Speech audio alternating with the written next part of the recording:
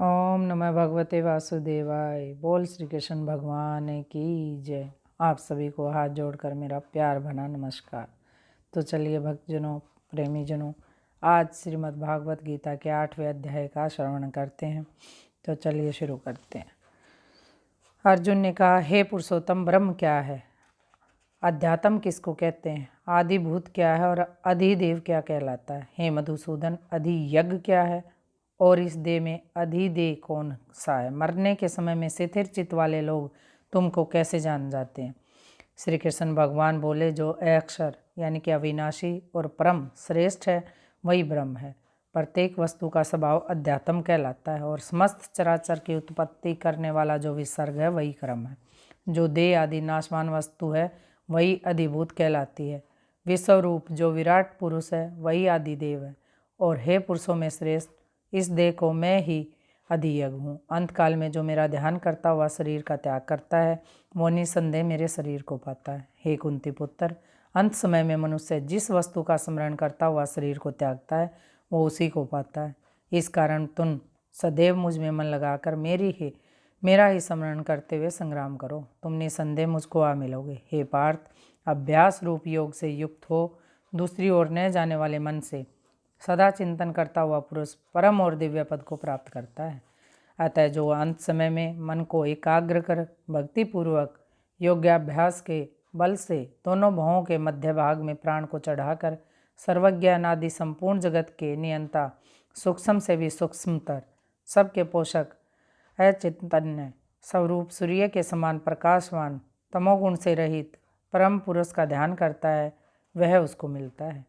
वेद को जानने वाले जिसको अक्षर कहते हैं, वीतरागी होकर सन्यासी जिसमें प्रवेश करते हैं तथा जिसको चाहने वाले ब्रह्मचर्य का आचरण करते हैं, उस परम पद को मैं तुम्हें संक्षेप में बताता हूँ।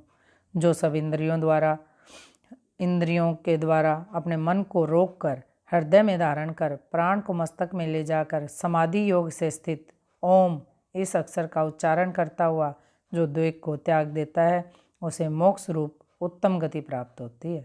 हे पार्थ, जो मुझ में मन लगाकर नित्य प्रीति मेरा स्मरण करते हैं उन सदैव स्मरण करने वाले योगियों को बहुत ही सुलभ रीति से प्राप्त होता हूँ। मुझको प्राप्त होने पर परम सिद्धि को प्राप्त करने वाला महात्मा गण फिर जन्म धारण नहीं करता, जो नाशवान और दुख का घर है। हे अर्जुन, ब्रह्मलोक पर्यंत जितने भी लोक हैं वहाँ से लौटना पड़ता है, परंतु मुझ में मिलने से फिर जन्म नहीं होता।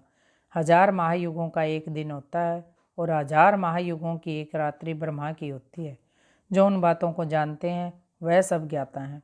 ब्रह्मा का दिन होने पर अव्यय से सब व्यक्तियों का उदय होता है और रात को उसी में लय हो जाता है। हे पार्थ, समस्त चराचर वस्तुओं का यह समुदाय दिन में बार बार उत्पन्न होकर रात्रि के आवागमन में लीन हो जाता है।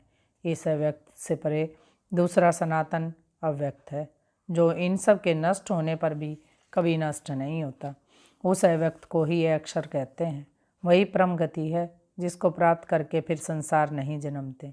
मेरा वही परम धाम है। हे पार्थ, जिसके अंतर्गत सब प्राणी हैं और जिसने उस समस्त जगत का विस्तार कर रखा है वह श्रेष्ठ पुरुष अनन्य भक्ति से ही मिलता है।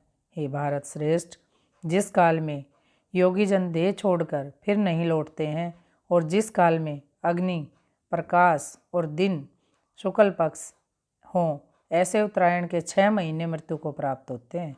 धूम्रात, कृष्ण पक्ष, दक्षिणायन के ये 6 महीने इनके मध्य गमन करने वाले चंद्रमा की ज्योति को पहुँचते हैं और लौटते हैं।